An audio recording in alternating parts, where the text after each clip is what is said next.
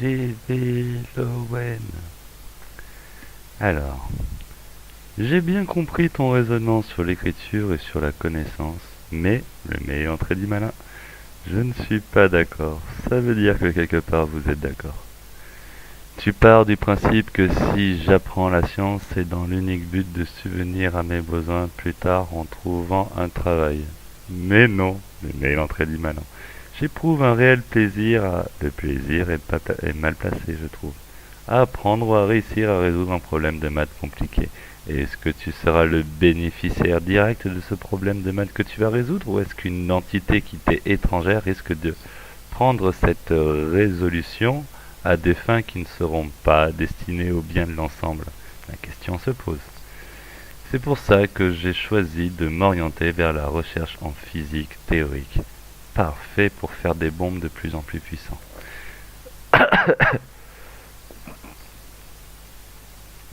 Enfin bref. C'est dangereux de, de résoudre des problèmes juste pour la beauté scientifique et la beauté de l'esprit, et de ne pas avoir conscience de la néfacité de ce genre de savoir aux mains des mauvais qui apparemment financent la science comme financent tes études, etc. etc. Donc vous choisissez, j'imagine volontairement, car vous avez compris le raisonnement, de vous mettre des œillères afin de vous plonger dans le plaisir futile que vous apporte la résolution de ce type de problème. Si ça vous apporte un vrai plaisir, faites-le en privé et cachez vos résultats, ou même faites vos résultats dans la tête et oubliez-les directement après, pour qu'un autre esprit qui n'aura pas eu le don de Dieu d'arriver à ce raisonnement puisse l'utiliser à d'autres fins, car force est de constater que tous ceux qui ont utilisé les recherches scientifiques de Einstein et compagnie ne sont pas capables eux-mêmes de procéder à ce genre de raisonnement.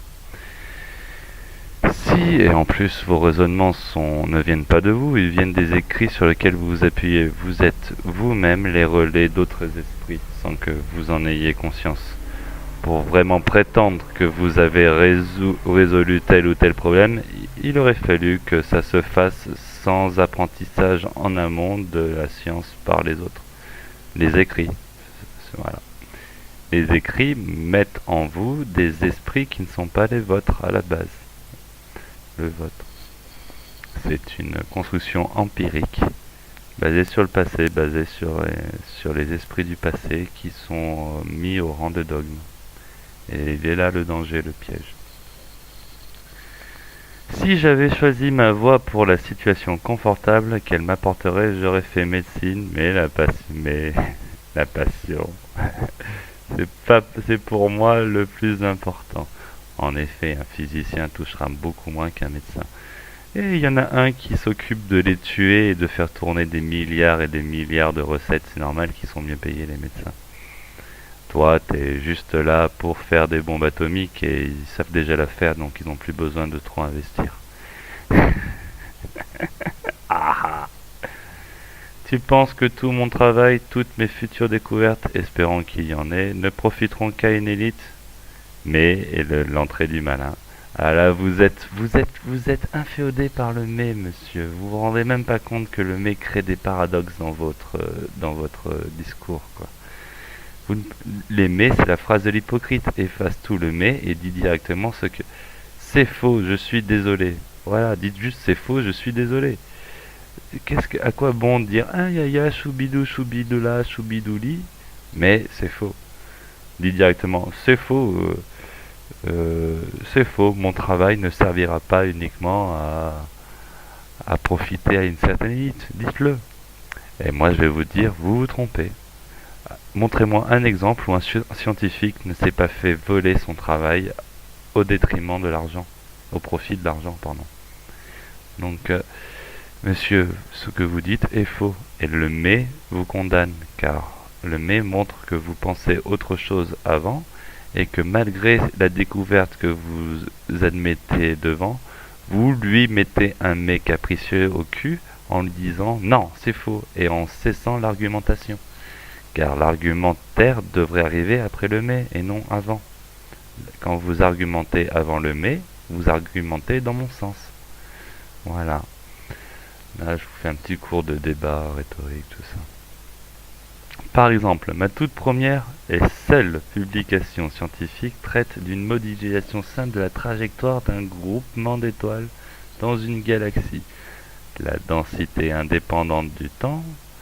Je me demande bien quelle application négative ou à l'armement il pourrait y avoir, ni quelle élite va bien pouvoir tirer profit de mes modestes travaux.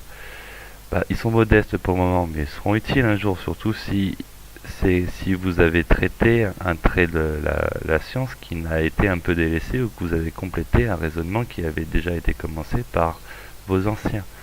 Ce que je suis en train de dire, c'est que là, si vous me parlez de la modélisation des histoires et que je dois trouver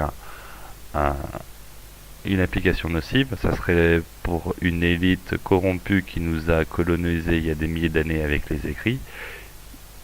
Ça pourrait très bien servir leur plan d'après la Terre pour savoir où se situera différentes étoiles en prévoyant leur trajectoire, le temps qu'ils mettront pour atteindre cette étoile, afin de reproduire ce qu'ils ont fait sur la Terre sur un autre endroit. Donc en effet, peut-être que sans vouloir, vous avez condamné à une mort précoce les différents systèmes que vous avez étudiés en étudiant leurs mouvements et en prévoyant leurs mouvements d'après qui pourra servir une élite qui se déplacera dans l'espace. Donc ouais, ça peut être nocif. Tu dis que toutes ces connaissances sont inutiles et que nous serions plus heureux vivant en harmonie dans la nature. Oui, c'est exactement ce que je dis. Et vous le dites aussi. Par contre, après, vous lui mettez quoi? Je vous laisse deviner. Un mais. Et le mais est l'entrée du malin. Donc, mais la science et l'écriture nous ont apporté la médecine nous tue. Nous étions déjà capables de se soigner à l'époque des druides sans science et médecine. Donc, et en plus, les druides avaient volé eux-mêmes un savoir à nos anciens qui, eux, travaillaient sans écriture. Et qui avaient quand même compris les plantes et compris la médecine naturelle. Donc bon. Nous ont apporté la médecine et tu ne peux pas nier que l'espérance, si je le nie. Tu sais pourquoi je le nie? Parce que ce que tu vas me dire, ça t'a été dit par les médias mainstream, qu'aujourd'hui tu dis qu'il ment à chaque fois. Donc la vie n'a pas été démultipliée grâce à elle. À l'époque, nous vivions 3 siècles. À savoir qu'à l'époque des Gaules, un siècle correspondait à 30 ans. Donc la vie moyenne à l'époque, à moins 600 avant Jésus-Christ, était de 90 ans pour nos anciens. Force est de constater que notre vie aujourd'hui avec la médecine a réduit, car un homme moyen meurt vers 60-65 ans, allez 70 ans, 75 ans. Quand c'est mon pépé qui a eu une vie comme nos anciens parce qu'il a dit merde toute sa vie aux médicaments, et que là quand son corps commence à vieillir, il lui rajoute des pilules sur pilules encore et encore pour faire de lui une lobotomie. Bref, mon pépé serait mort plus jeune, il aurait été plus heureux car il serait parti avec toute sa tête. Maintenant, c'est juste un légume sur pattes. Donc merci à la science de nous avoir mis la peur de la mort, bande d'enculés. Voilà. Donc l'espérance de vie, non, n'a pas été démultipliée parce qu'on a des récits qui nous disent qu'à l'époque, un homme vivait 3 siècles, des siècles de 30 ans, donc c'est faux. Pour démultiplier, il faudrait dire qu'à l'époque, les hommes vivaient 30 ans. Or, non. Peut-être qu'ils vivaient pas vieux parce qu'il y avait plus souvent des guerres physiques locales, régionales, où ça mourait sur les champs de bataille. Ça, c'est des morts anecdotiques. Au final, les sages en tout temps ont eu des vies de 90 ans. Donc, c'est des conneries. Vous avez juste pas travaillé le sujet. Vous avez fait que répéter un mensonge qui nous a été répandu dans les médias. Alors, outre les améliorations matérielles, tu parles d'amélioration matérielle, pour moi c'est ce même matériel qui nous empoisonne. Les radios X, les images X, je sais pas quoi, là, les fréquences qui nous mettent dans le corps, les produits qui nous injectent, tout ça là, l'aluminium, mercure. Et gars, j'ai jamais été autant malade que depuis mon premier vaccin. Ma mère me l'a toujours dit. J'ai une santé de fer de 0 à 3 ans et dès que j'ai vu un médecin, tout bib, et là, je t'ai enchaîné 3 angines par année, quoi. Donc, faut arrêter, les gars. Faut arrêter avec le sacro-saint dogme scientifique, médecine. Vous avez pas encore compris que ça sert à engraisser des milliardaires? Bordel. La petite histoire des médecins chinois, j'aime bien. Le médecin chinois, il est payé quand tu es en bonne santé et que tu vas le voir une fois par an pour qu'il remette au niveau pour qu'il fasse les niveaux de tous tes liquides, quoi. Le médecin, il se déplace chez toi, à ton domicile, gratuitement quand il a mal fait son boulot et que tu es malade. Aujourd'hui, les médecins ils sont payés au nombre de malades qu'ils consultent. Et du coup, ils prescrivent des médicaments, inconsciemment peut-être, parce qu'ils n'ont pas la culture et que ce sont juste des singes savants qui ont ingurgité des écrits comme des malades. Mais au final, ces écrits sont corrompus car ils ont été écrits par d'autres que eux savent sûrement, ceux qui ont écrit les dogmes scientifiques savaient sûrement la nocivité de leurs écrits. Sinon, ils n'auraient pas passé le cap du dogme. Donc bon, les Gernèse, voilà, docteur Gernèse. Dis-moi pourquoi docteur Gernèse dit des trucs, enfin disait, il est mort maintenant, disait des trucs depuis les années 60, 50, 60, que les dogmes qu'il a dénoncés sont tombés dans les années 2010 et que sa petite mixture contre les cancers n'a jamais été étudiée, voire appliquée, mise à part par tous les nonagénaires qui l'ont appliquée dans la vie du docteur Gernèse, quoi. C'est ce que je veux dire. Donc bon, croire que la médecine nous apporte la santé, c'est être vraiment con, gars.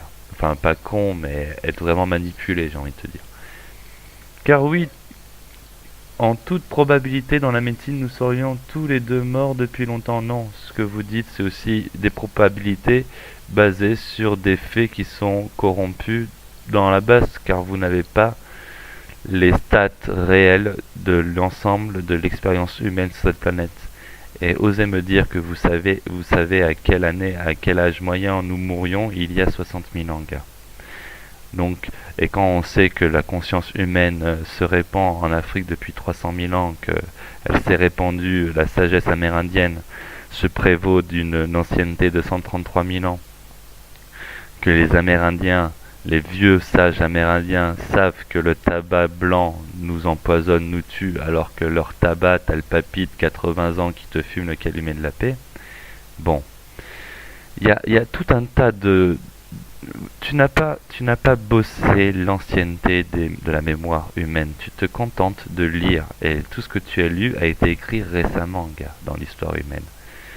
Donc, oriente-toi plus vers le savoir oral. Dis-toi que la verveine coupée un soir de lune noire infusée à la rosée du matin, le tout avec un cristal de roche exposé au soleil, est peut-être bien plus sain pour ta santé que tous les médicaments que va te préconiser Big Pharma et ses copains, quoi.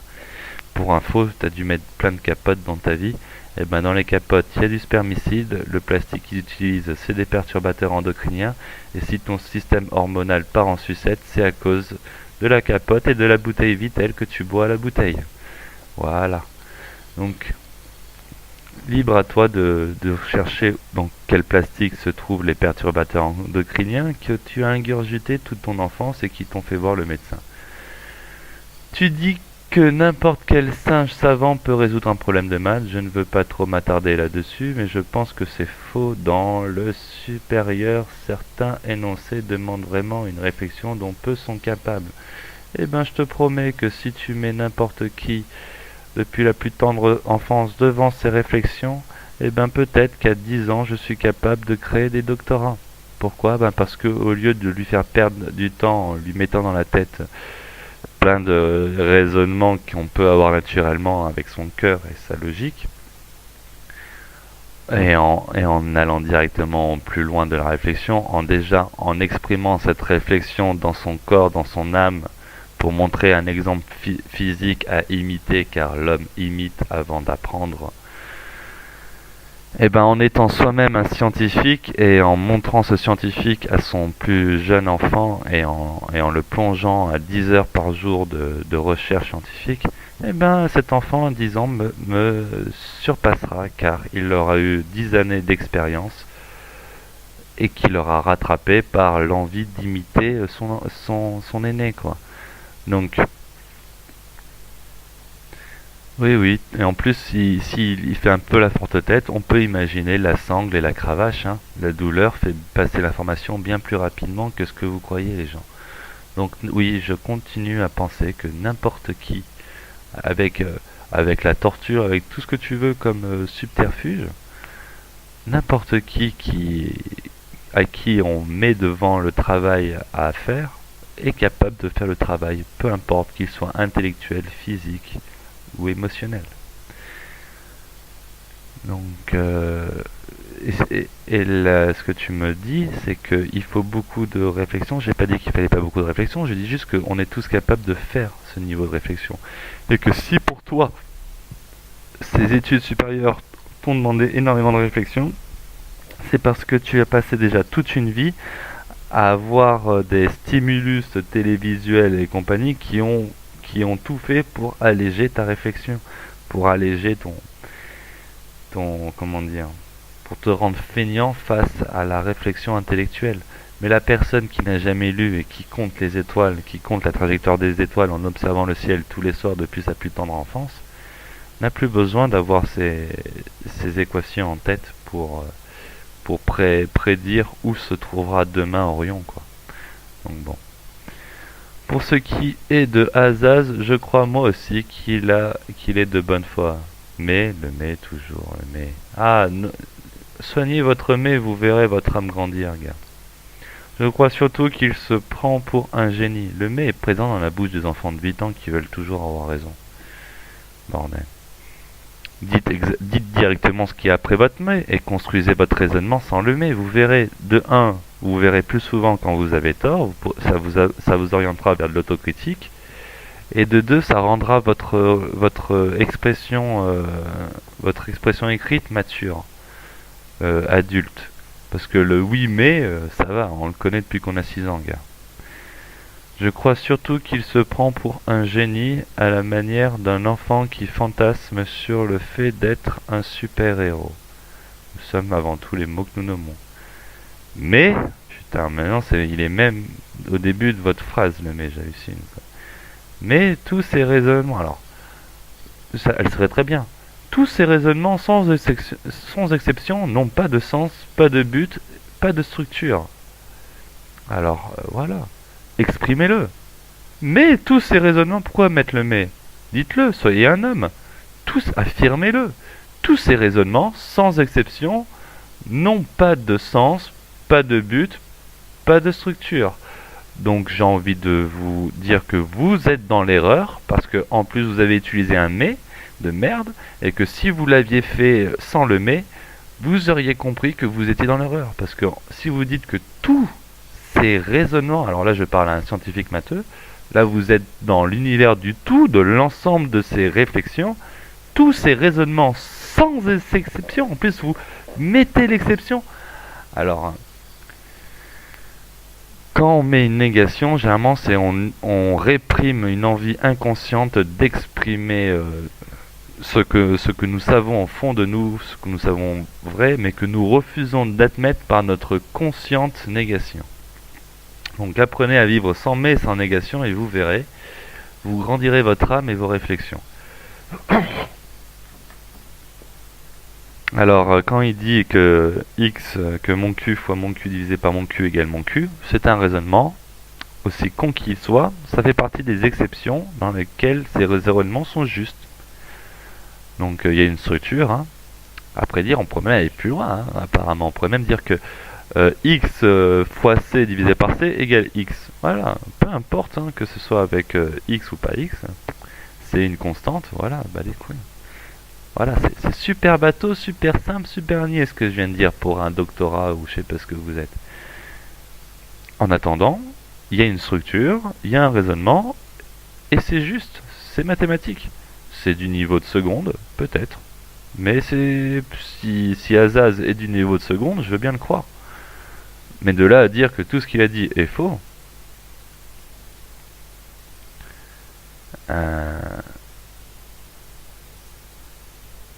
ah non, vous n'avez pas dit qu'ils n'ont pas dit que ça n'a pas non. Alors il y a un sens, parce que même s'il y a un sens local, après le but, nous sommes juste incapables de le définir car nous n'avons pas compris le but qu'il cherche à nous exposer. Et dans sa structure, ben, à partir du moment où il structure sa pensée en 400 vidéos, force est de constater qu'il y a une structure quelque part. Donc,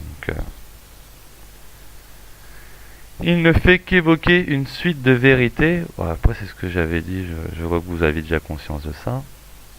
Une suite de vérités qui n'ont aucun rapport entre elles. Il y a sûrement un rapport que nous ne voyons pas, c'est pas la même chose.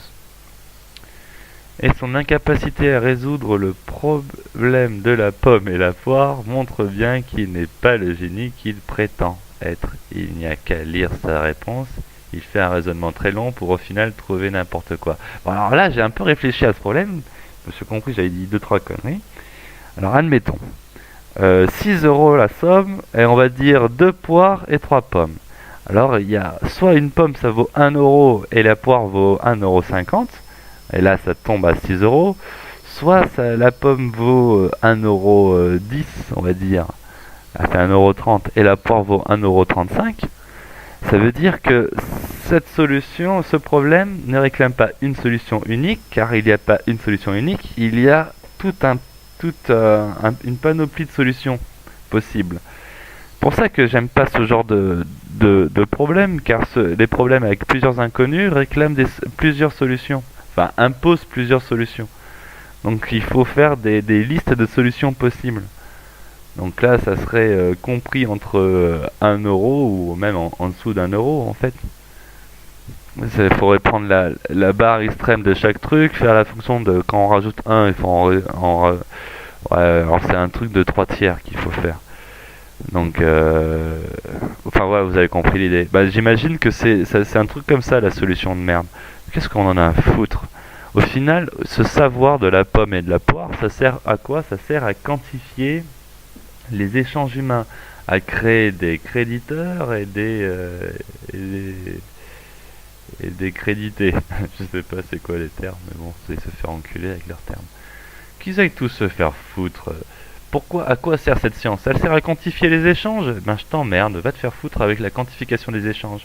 Là déjà, ce problème qui a été résolu il y a des milliers, des centaines d'années, ben voilà, ça sert à quoi? Ça sert les usuriers. Super, voilà notre exemple de merde que vous me servez et qui montre à quel point la science peut être nocive et est utilisée contre l'intérêt du peuple. Oh, 22 minutes. Navré pour cette longue réponse. Je vous souhaite une agréable journée, prenez soin de vous et n'oublions pas, fuck les écrits. Des bisous.